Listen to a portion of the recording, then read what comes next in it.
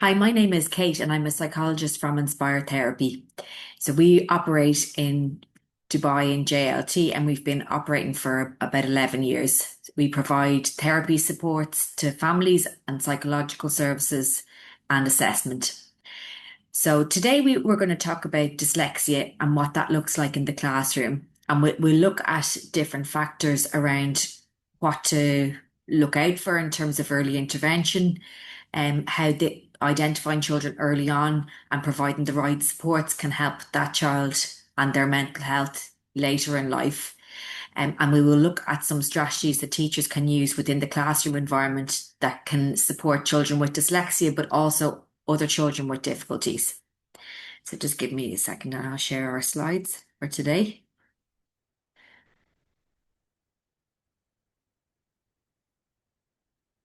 Okay, so let me just go from the start. Yeah, okay.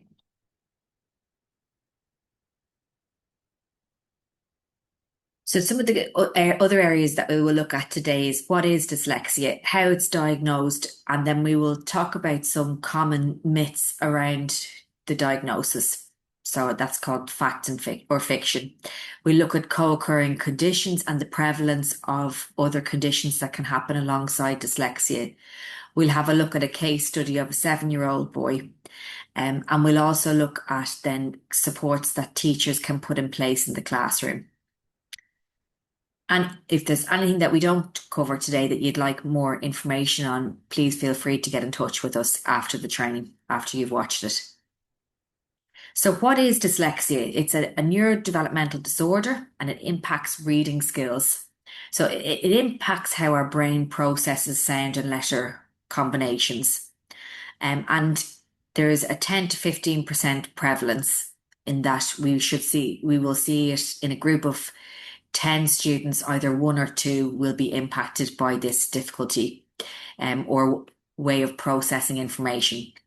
So, because it impacts how we process sounds and letters, sometimes it can be mixed up as it being a visual difficulty, whereas research shows us that it's actually about how we process phonological information and how we sequence what the letters that we read, and when we write, then it can have an impact on how we sequence our written work. Dyslexia is based in a neurological issue, so it's not a behavioral concern. It's something to do with how our brain is wired, and it's wired in a way that we process that type of information differently. It's also a spectrum of difficulty, so I'll talk a little bit about that as we go through the slides. There are three main subtypes of dyslexia. The first one is referred to as phonological dyslexia. And the main difficulty with this is processing the sound to letter correlation. In the classroom, that might look like a student who struggles to sound out unfamiliar words. They could be relying on guessing from pictures or the context rather than actually sounding out and reading the word. They may have poor spelling, and that can reflect the sound confusion. For example, the word boat, B-O-A-T, they may spell as B-O-T-E. We may see slow progress in early phonics learning. And children with this phonological dyslexia may have trouble remembering sequences, for example, the days of the week or instructions, um, or the months of the year. So when we think about the different types of dyslexia, the reason we do it is to give ourselves more information about what we are looking at with a particular student's needs, because depending on how they are diagnosed or how they present, we can adapt how we support that child. So with children with phonological dyslexia, you might notice that they avoid reading aloud. They become frustrated with new vocabulary. They may appear to know something from one day, but then the following day they may not have retained it. So it's inconsistent in retention of skills. And obviously, when we're trying to teach a child to read, they need to be able to retain some core skills to build on. for the following day. So when this isn't being retained, it has a huge impact on their progress through curriculum related targets. So the next type of dyslexia subtype we will look at is referred to as surface dyslexia. And this can be seen as a slightly milder form of dyslexia in that it's not as obvious as the phonological dyslexia. Children with this type of dyslexia or adults may have difficulty with whole word recognition and irregular words. So the main difficulty relates to weak visual word recognition or that letter sound correlation, the orthographic memory. In the classroom, it can look like a child who is reading by sounding out everything, even familiar words. And obviously, that's fine when there is a clear relationship between the way something is written and how it's sounded out. However, in English, there are many exceptions to words, and children can easily get tripped up then when they are not sounding out irregular words as consistently. For example, the words like said, S-A-I-D, one, O-N-E, and yacht, Y-A-C-H-T, are just some examples of words that don't sound as they are read. But children with surface dyslexia might read slowly, but often accurately for phonetic words. But again, the exception words are the ones that are most impacted, and their spelling can be very phonetic in how it looks. For example, the word said could be written as S-E-D, and one might be W-U-N. They can struggle then to build fluency with reading because there is obviously so many irregular words that come up in English in particular. So what you might notice with these students is that they have robotic or stilted reading, and it can be very effortful for them. They could be good at decoding, but the reading speed and flow is impacted because of their difficulty, and they may find it difficult to recognize the same word across different contexts. So the next form of dyslexia we will look at is known as double deficit dyslexia. And it impacts our phonological skills and also rapid naming, the ability to name categories rapidly, or having that ability to label different categories on the spot. So what we see with these children in the classroom is that they can have very slow and effortful reading, similar to the presentation we talked about to start with, when the phonological processing is impacted. They can struggle with both decoding and fluency, difficulty naming familiar items quickly. So that could be things like favorite toys, sports, it could be food, animals. So all those different vocabulary classes. And when they're slowed down in naming those different categories, we term it as double deficit dyslexia. They can be weak spelling across both phonetic and irregular words. So both of them are impacted, not just the irregular words. And they can find it difficult to keep up with the classroom pace then because they're having difficulties across all of those areas. So what you might see with children like this is that their reading is inaccurate and slow. They might get tired during literacy tasks because it's so effortful for them. It can impact their confidence, and possibly then they can have what we call learned helplessness over time, where they feel that no matter how hard they try, it's not going to make a difference. And then children can sometimes give up when they feel that way, that when they put so much effort in, there's no point in doing it because they're not making any progress. And they may struggle more broadly with timed tasks or activities. For example, having to complete reading comprehension within the 30-minute class, or having to complete a worksheet in a particular amount of time. Similarly, then when they're going into an exam setting, having to complete a question in a timed manner can be a big struggle for those children.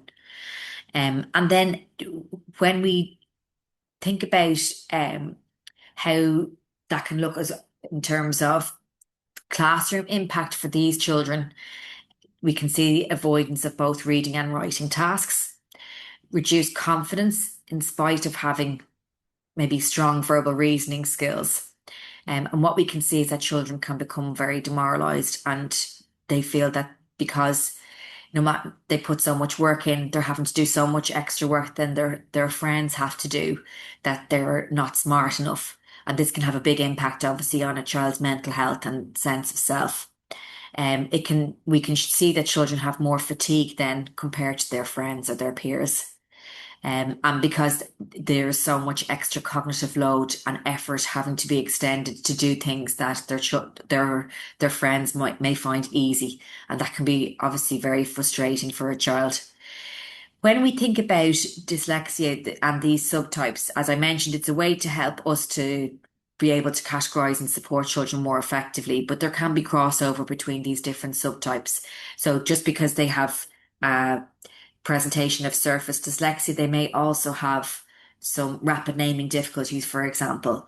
Each child is going to present in a different way, and therefore we have to be different for each child in how we support them and make sure that their intervention is tailored to what they need at that point in time. Okay, so I'm just going to stop this sharing for a moment. Um, I want us to have a look at this video. I'm just going to see now if the link will work. Okay, otherwise I might have to stop and reshare it separately. Just give me a second. And this video shows the experience of lots of different children who have dyslexia.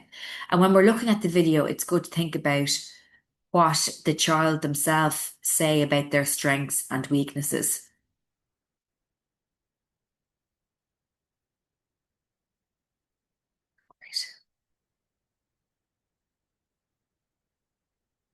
Dyslexia is a learning disability type thing, and it affects me in reading, but I also have dysgraphia, which affects me in spelling and writing. One thing that I have trouble with is I can't read my writing.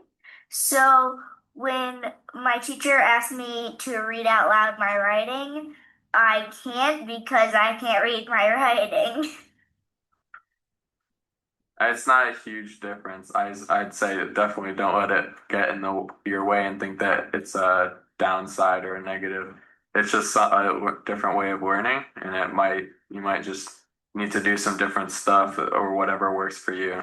Dyslexia doesn't mean you're stupid. It means you're really smart and different than other people.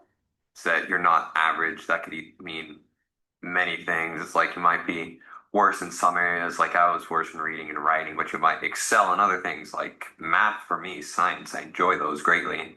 I'll just pretend I'm sick. I can't go to school because I'll be so far behind on work, so I won't understand even what unit we're on anymore. I stopped doing homework. I dropped my grades so low. I nearly didn't even pass the grade. When I was younger, I was reading way below grade level, and it was really hard. I'm really good at comprehending what the story is trying to say, but actually reading through all of the words was really hard. So I got over that, and now I'm reading above grade level, but still.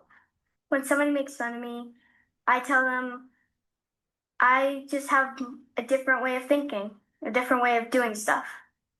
The lowest moment I ever had in school was probably in second grade, and none of my papers were hung up in the hallway. And on Fridays, we would always get an extra recess, and I never got to out for that. I always had to sit on the wall and do my homework because I needed extra help and I didn't get it, and I just couldn't get it. I tried very hard, but I couldn't get it. I didn't get the same possibilities that everybody else did. They never saw what I wrote, they never understood it. So it didn't really mean anything. Homework is an experience. It usually takes me 5 or 6 hours to do not all of my homework. I can get 3 assignments done, maybe, and it hurts my mind. And sometimes, if I have lots to do, I even wake up early and do more homework. we would have these coded books on which color you were. And of course, me being a dyslexic, I was in the lowest color. You kind of feel alone at the very beginning. Okay, so lots of different experiences being described there. And I think something that I took from watching that video is how different people describe their experience. Some children say that it didn't really impact them so much and not to let it get to you, whereas other children are saying things like they didn't want to go to school, they can just see themselves falling behind, that they had to do spend all their extra time at school doing schoolwork. And that girl as well who mentioned about having to spend 6 hours doing homework and then getting up early to do other assignments. We think about how difficult that must be when it's a consistent thing that happens to you over years of time at school, and how like difficult that can be for our sense of self and our motivation to keep trying when we're having those experiences. Um, so I think what we can take from the video is to look at how, for some children they specifically said that they found it hurt their brain to learn, and that really signals about how that cognitive load is impacting some children, whereas other children were able to say that they had huge strengths in other areas, or that it wasn't a big deal for them. So we have to take each person's experience individually and then be mindful that even if maybe one child isn't struggling so much, another child may be struggling a lot more. And how do we support their mental health as well as giving them the needed interventions? I think as well that one student who talked about having to do the extra assignments on a Friday, you feel that she didn't get help from where she was in school, and that maybe if she'd been given more intervention and more um, psychoeducation around how her brain works, then maybe she would have a different perspective of her own strengths. So there's lots of things we can see from that video.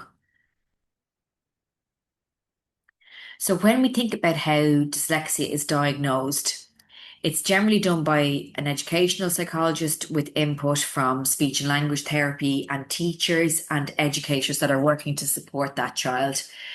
But what we look at is things like a persistent difficulty with accurate and fluent word reading. So again, maybe children who are having different types of mistakes or errors when they're doing reading tasks. They have difficulty sometimes understanding the meaning of what's being read. And so for some children, if their reading is very effortful, by the time they finish reading an instruction, they may have forgotten what the first part of the instruction was telling them to do. And sometimes then that can make us question whether the child has attention regulation issues or is it to do with their reading. So by understanding the two types of difficulties and how they present, it can make it easier for us to identify if this person has purely a reading difficulty or maybe some other broader attention regulation issue. They may have difficulty with category naming. I mentioned that before, particularly in the double dyslexia diagnosis. Poor spelling, impossible writing difficulties. Reading skills are significantly below the expectations for their age. And it's good to remember or to keep in mind that when a child is being taught to read in school along with their peers, they should be generally making progress on the same trajectory as their peers. And when they're not, then it signals to us that there may be something wrong. Children shouldn't need lots of extra input to help them to get to where they need to be. However, some children do find certain skills a bit more difficult to acquire, but generally we shouldn't be seeing huge gaps. Reading skills may be significantly below expectations for their age. And especially when we've given extra intervention and input and we don't see that the child is making benefits with that, that's a red flag for us. And then with dyslexia in particular, we can see a difference between the students' overall IQ and their performance on reading and literacy targets. So it's not being explained by an IQ difficulty, um, because their overall cognitive skills are probably within the average range. There isn't any other visual issue or an auditory or listening difficulty, or the child doesn't present with any other type of neurological issue that could be impacting their ability to read. Okay, so we'll have a look at some of these piece of information presented about dyslexia, and then we can think about whether they are true or not true. So boys typically present with dyslexia more often than girls. Previously, it would have been thought that this may have been the case, but up-to-date research shows us that it's generally the same prevalence across both boys and girls, so it's not impacted by gender. In the past, and this is maybe where the belief has came from, sometimes boys may have more overly obvious disruptive behavior as a result of them wanting to avoid reading in the class. And then it may have seen that they are flagged or picked up a bit easier than girls, whereas girls sometimes can be better at hiding their difficulties. So usually IQ is impacted alongside literacy skills. And as I mentioned just now, we see with dyslexia that IQ is generally within the average or the normal range, and it's a reading and literacy specific difficulty. Dyslexia is more likely to occur alongside another difficulty. We'll have a look at this in the next slide. But there is quite a high correlation between dyslexia and certain other difficulties. So there is I think about a 58% chance that a child that has language difficulty, specifically developmental language disorder, may also present with dyslexia at a later stage. So dyslexia is a visual disturbance, and we looked at this in the first couple of slides, and I mentioned that this is a common misconception about dyslexia that it relates to vision, whereas the research shows us that it's not about vision in that we are mixing up letters or putting them in the wrong place or getting them back to front. It's about how our brain is processing that phonological information, and it can look like a visual issue because of that, whereas it's more related to processing sounds and how we sequence them. If children can read, they don't have dyslexia. And we looked at the previous example where the subtypes of dyslexia. It showed us that some children can read, and they can read particularly words that are not irregular, and they can read those quite fluently. Whereas if you have surface dyslexia, it's usually related most to irregular words. So just because a child can read, they can also have dyslexia. Certain languages show more symptoms of dyslexia than others. And this is true. So when we have languages that have a more direct letter to sound link, and we call those more shallow languages. For example, Finnish as a language is one of the most easy languages to read because the correlation between the sound and the letter is more of a direct translation. Whereas in English, we have a lot of irregular words. Therefore, the prevalence of dyslexia shows up more in English than it does in Finnish. In Arabic languages, there is some difficulties with the sounds associated with vowels, and this can trip up students, especially students with dyslexia. So we can see difficulties in particular related to vowel sounds in Arabic languages.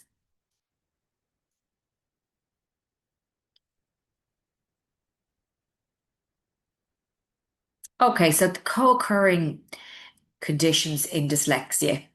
And I think this is a good thing to be aware of, because when we see children in the classroom, we might be looking at a child that has features of dyslexia, but they may also be presenting with something else. And the more we know about this, the more we can be going into an observation with more confidence about what we're looking at.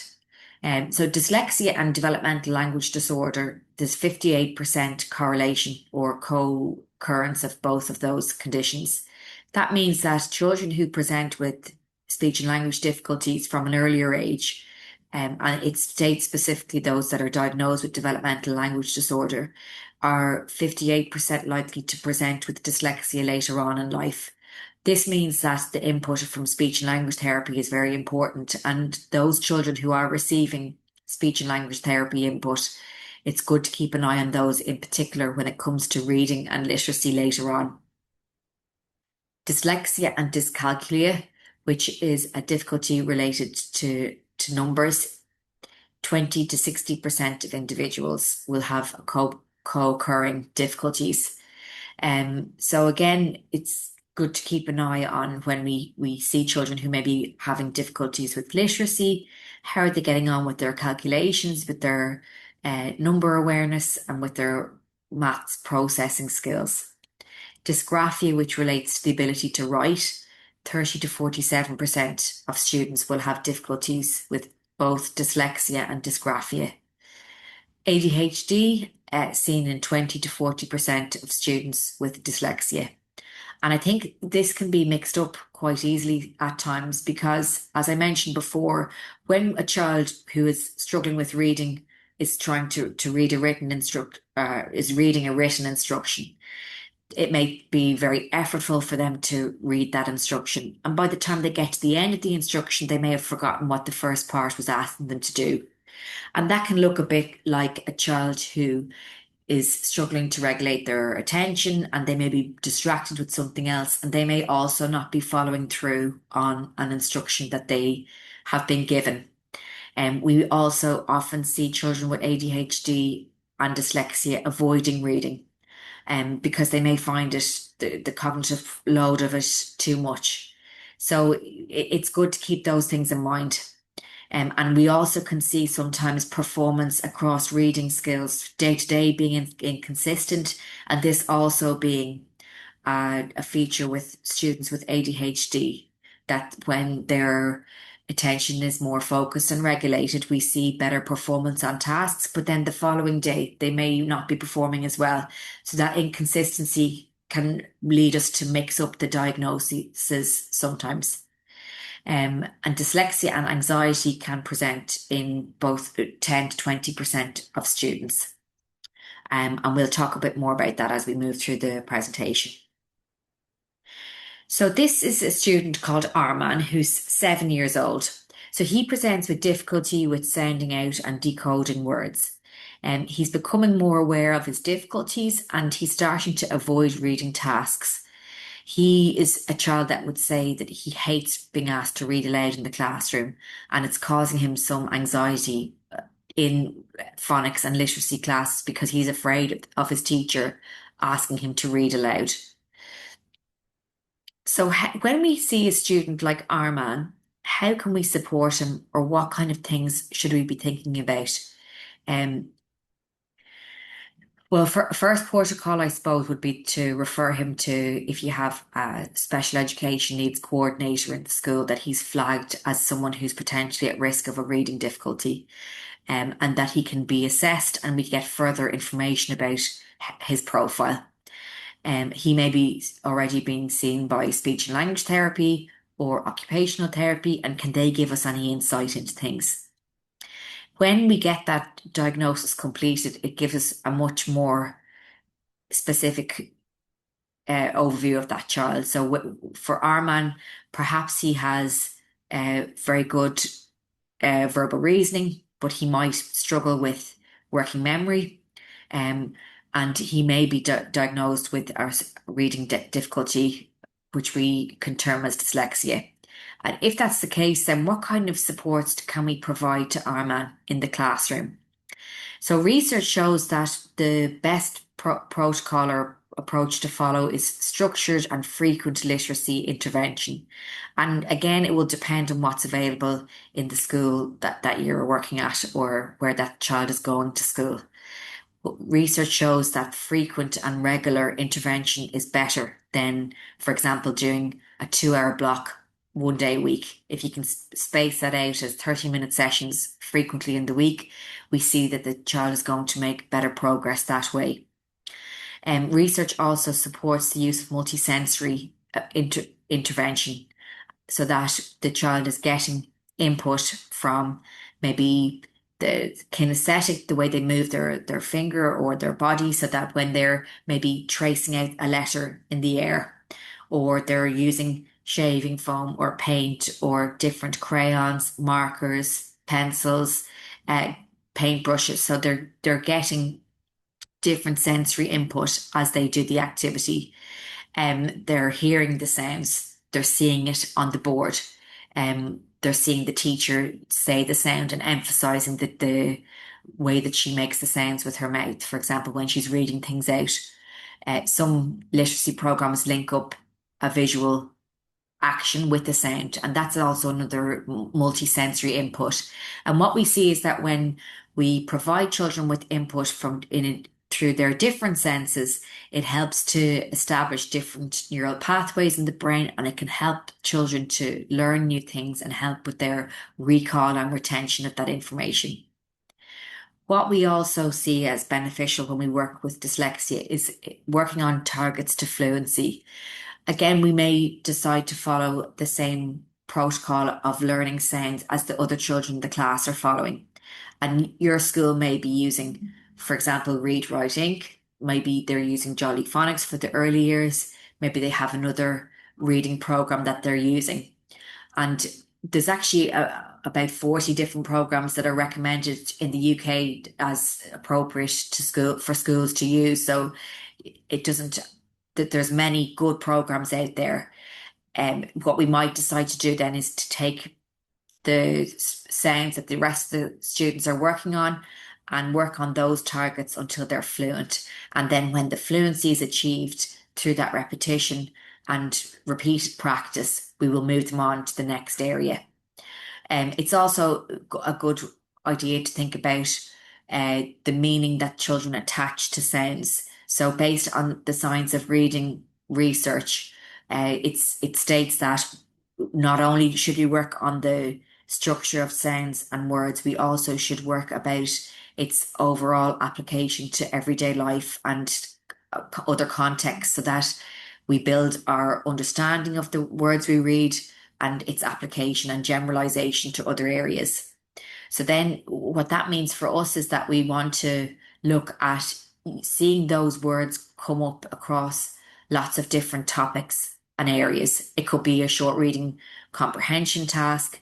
It could be picking an activity that the speech and language therapist works on with, for example, if you're working on S sounds, can we incorporate that into lots of different S words in silly sentences or associated with S type pictures?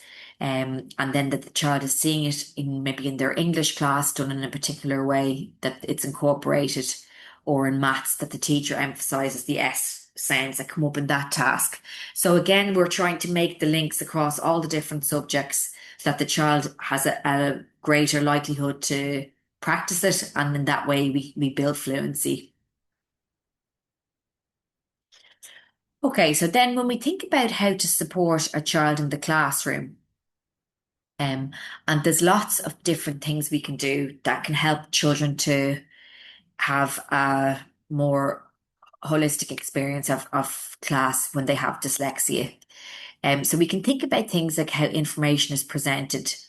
So what we want to do is to make information in general more accessible to all children. And that means that we use visuals, we can use graphs and graphics alongside text, so that we're not just presenting lots of text information, we're giving them visual supports. And it could be bullet pointed as well, that we're giving them more opportunity then to really hone in on those keywords in the instructions that they're being given.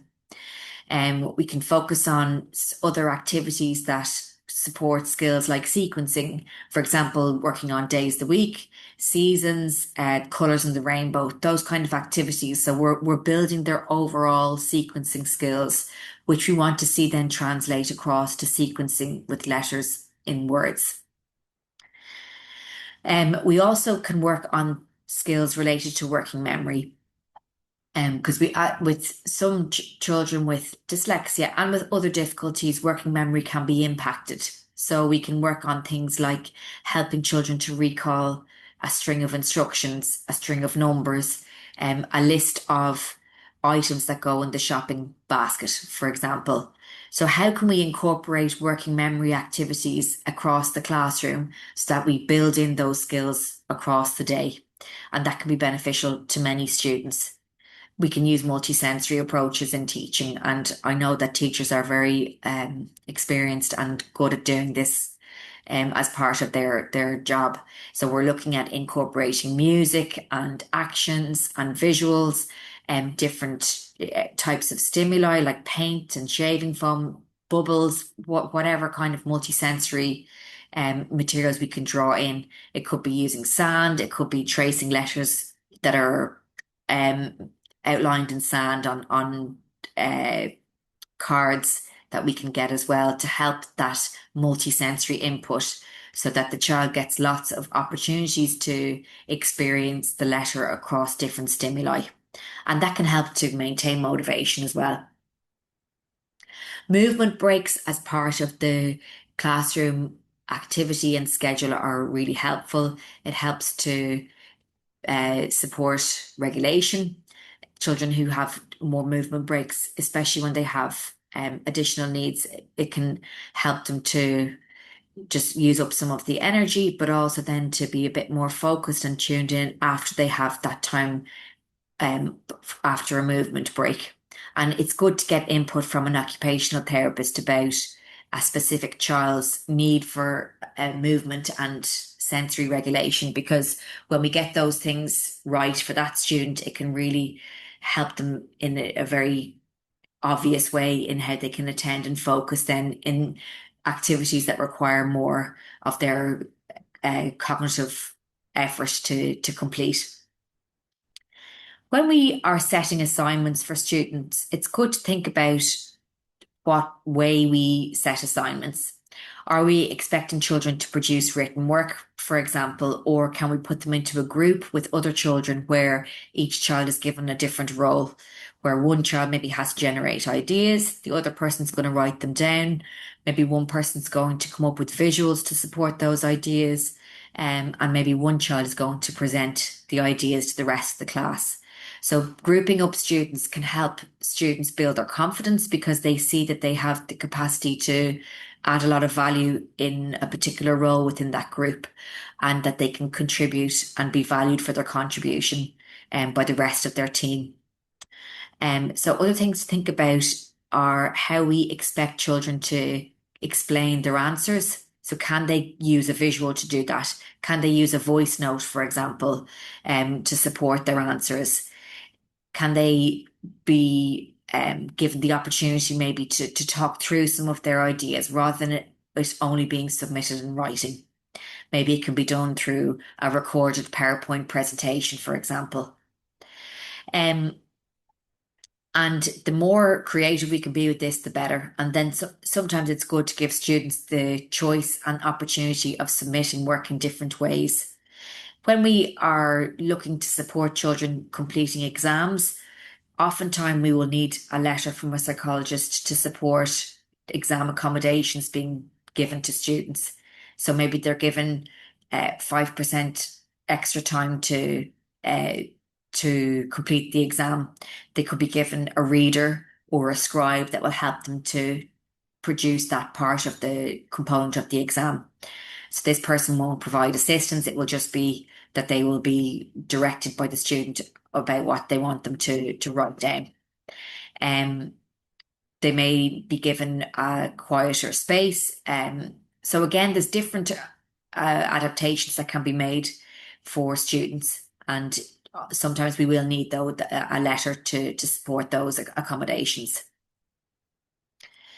And when we think about evaluating responses, then, so when work has been submitted, can we remove the focus on specific skills that we know the child is struggling with and try and use it as an opportunity to build up their confidence?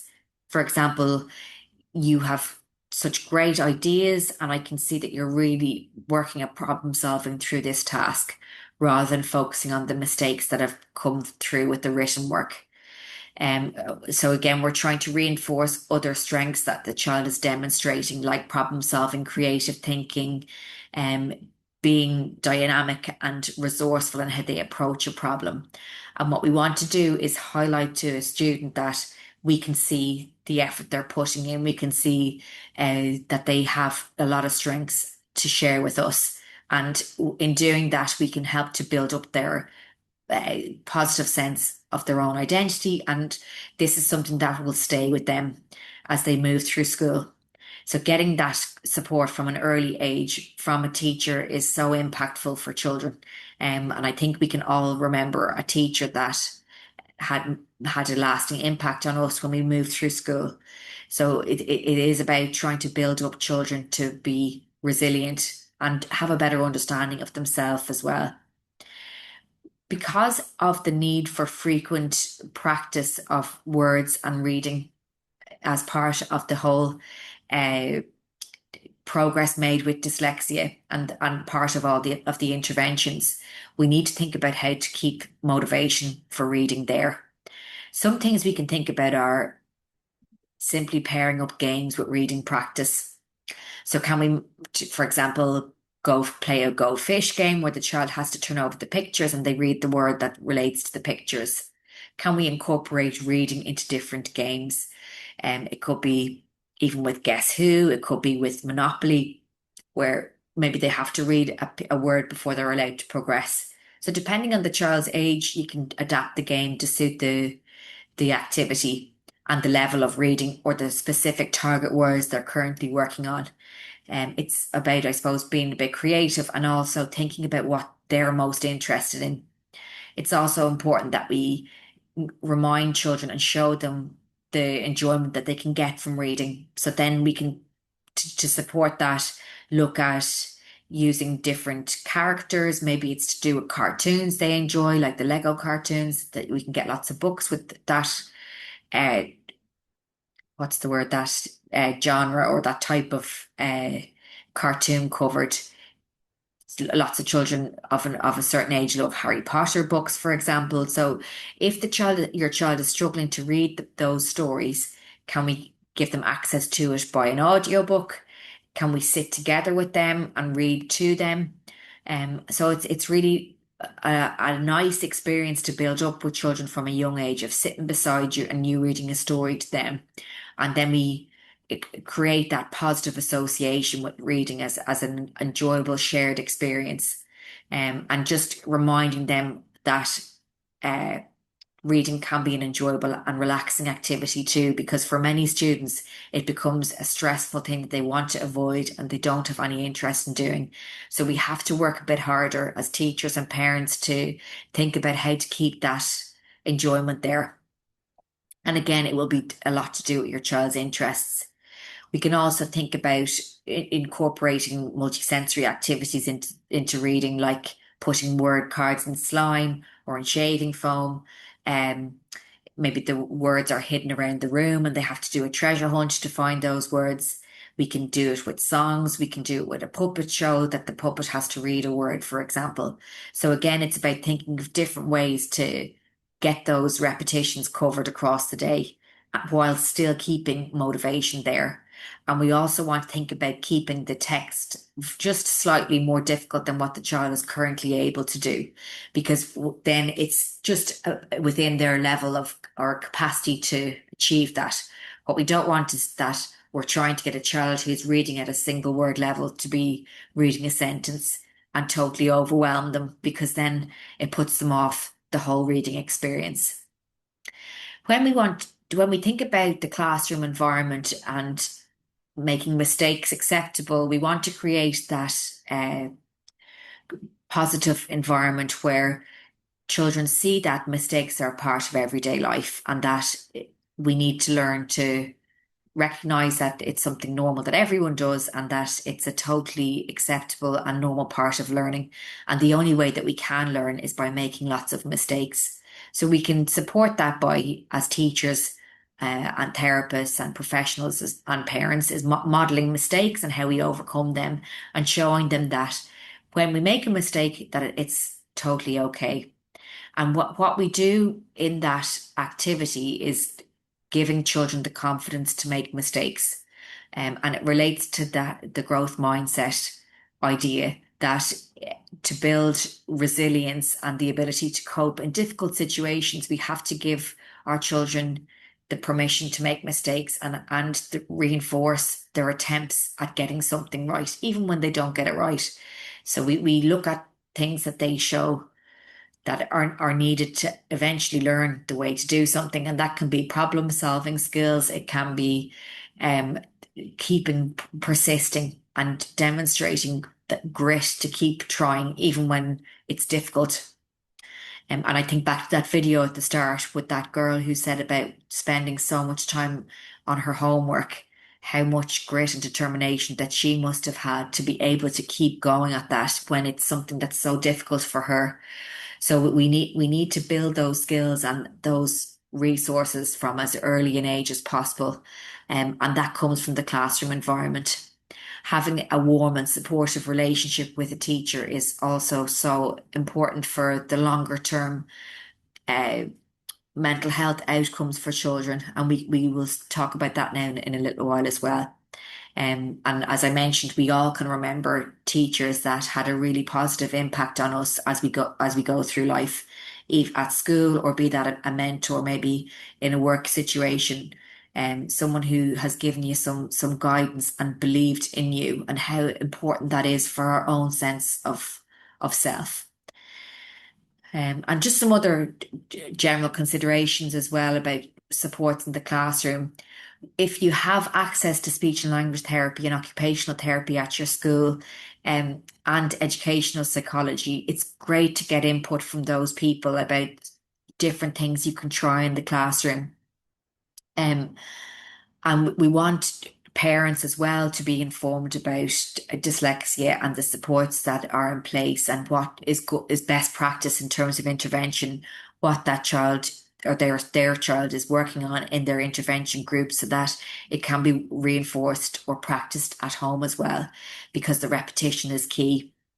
And with dyslexia, as with most difficulties, the earlier that we can provide this intervention and mental health support and provide that education to children about the differences in how their brain is processing information, the better for them and the better for their uh, long-term prognosis or their long-term mental well-being.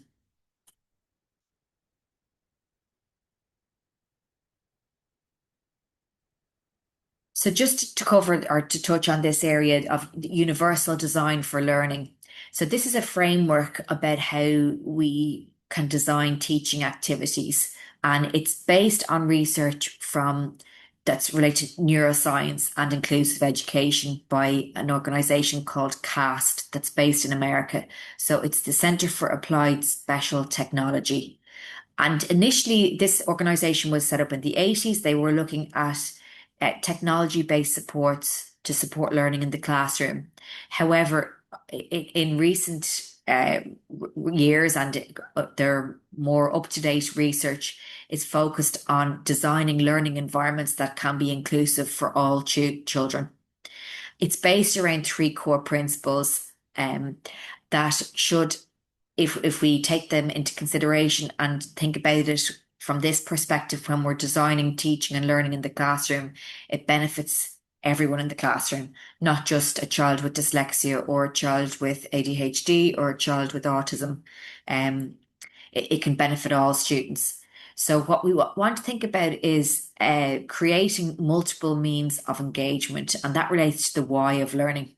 So things like offering choices to students in across topics, formats that they can submit work in, for example, and patterns that they can access. We want to connect learning to real life experiences as much as we can to show them why they are learning something, and supporting emotional regulation and reducing anxiety around learning.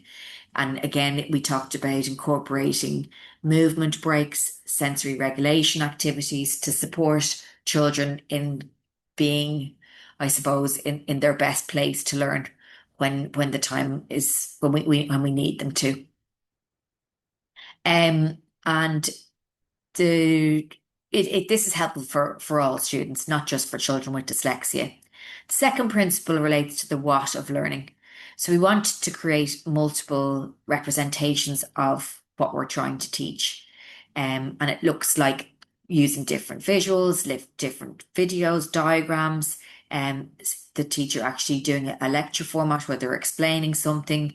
We could use other students in the class to explain a concept. We might use audio, we might use visuals. So how can we give that extra types of medium and types of input to make it accessible for more children? Um, and we want to break down complex tasks into more accessible units.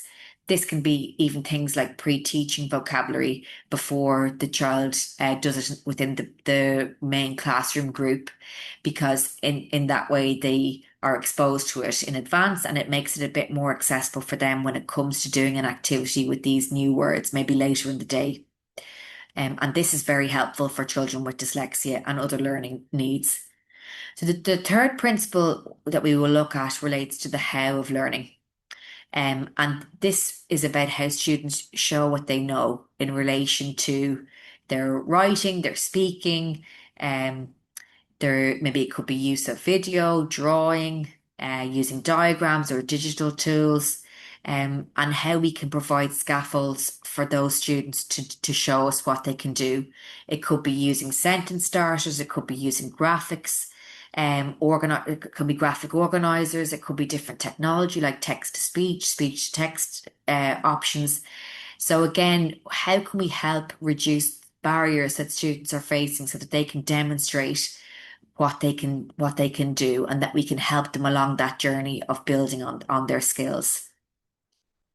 So this universal design for learning links in nicely with what we just discussed about making classrooms more accessible for students with dyslexia. But again, it applies across all children, and makes the classroom a more motivating, happier place. And it helps to build confidence from an earlier age when students can find what's working for them. And if we think back to the video that we looked at the start, children were able to say what they found helped them, and what they were good at.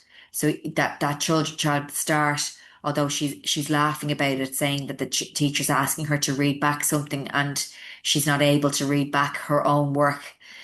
By maybe giving visuals or some other or an audio or some other means for her to demonstrate that, it can help to protect her mental health and her well-being as she moves through school. And what we see from the research around universal design for learning is that it's having a big impact on making the environment more accessible, more motivating, and more inclusive. Although the research around student attainment in terms of their grades and performance is a bit inconsistent, or there's mixed research on it. However, it's still an up and coming area, so we expect to see more research in the coming years around this topic. So if we go back to Arman and we think about his future pathway, um, so if we provide Arman with the necessary supports that we talked about, with those specific phonics interventions, multisensory approaches, and frequent uh, fluency directed work, and also that we're teaching him to understand how his brain works, we're making the environment inclusive and making mistakes acceptable. What we can do is build that growth mindset for our man, and he can see that yes, he has difficulties. Other children have difficulties too, but he understands where his strengths lie, and he understands that when information is provided in a particular way to him, he can be just as successful as other children. And what we want to teach our man is to be able to speak up for himself and not be afraid to ask for extra supports to be provided. And that could be when he goes to university, that he accesses additional supports for students with dyslexia. In the workplace, it might be asking for information to be presented in a particular way to mean that he can be a contributing member of the team and show what he can do or how his skills are best applied. So again, it's building up that understanding that for children that they aren't less than others or they're not stupid compared to their friends, that they have their own strengths, and that if we can build them up from a young age to be able to advocate for themselves, it has huge impact on their lifelong experience. Um, and if we think about even people that we know ourselves who have dyslexia, different experiences that people can have at school can have such a lasting long-term impact on their sense of self, their confidence, and their well-being as a result. Um, so then if we think about if our man doesn't get supports that he needs, so what can happen to children in his situation? They can become very demoralized and put off the whole experience of school. They can avoid going to school. Like a couple of students in the video alluded to that. One said that he didn't go to school anymore because he just felt the gaps were getting wider for him and he couldn't keep up. Another student talked about having to spend all her extra break times trying to finish up because she just couldn't do the work. And what we talked about is that concept of learned helplessness happening when children feel like no matter how hard they try, it's not going to make a difference. There's no point, that they're going to fail anyway. So then we see that they may fail out of subjects. They might have very poor results because they aren't given the necessary supports or accommodations with exams, for example, and they aren't able to demonstrate where they are strong. And obviously, that's extremely demoralizing for anyone to feel like you can't actually demonstrate what you can do in a particular subject area. And this can have a big impact on our self-esteem. People can have lower self-esteem, have performance anxiety, and it can have a longer term impact on our well-being. So to finish up then, what we want to, I suppose, take away from this research around dyslexia is again how fundamental the role of a teacher is in being the person that can initially identify children with language and learning difficulties, and reading and literacy difficulties in particular. Teachers are going to be the first place often where these things are going to be flagged. We also talked about how important the role of the teacher is in terms of building up a child's understanding of themselves, and also to help them to see where they are strong and where they're doing well and where their strengths lie. And we talked about how adapting the classroom environment can help make it more accessible to all students, not just students with dyslexia. And if we do this from an early age, it can be a preventative support for children. It can help them to um, access information before it comes to a point where they're failing something, that by making classrooms more accessible in general, it creates a positive, nurturing environment that reinforces children's strengths, rather than it having to wait to a point where they're struggling and wanting to avoid school altogether. We talked about how important early intervention is, and it links in then to those points about teachers being the first point of contact often, and how when we support children in and from an early age, and that we give them the skills to see their own strengths, to learn some of the basic, more fundamental parts of reading skills, that it can be a way to set them up for more success and enable them to still access much of the curriculum as they progress through school. So it has an impact on their overall reading skills and the trajectory with that. It has an impact on their self-esteem, their confidence, their motivation, and this has huge longer term benefits for a student as they move through university and their later careers. Thank you for listening. I've talked a lot in that presentation, and I hope that you've learned something new today. If you have any questions or comments or anything you'd like to add, please either comment on the bottom of the training or feel free to get in touch with me. Um, I've included some of the references here. If you'd like a more extensive list, also please feel free to get in touch. My email here is kate@inspiredtherapy.ie. Thank you.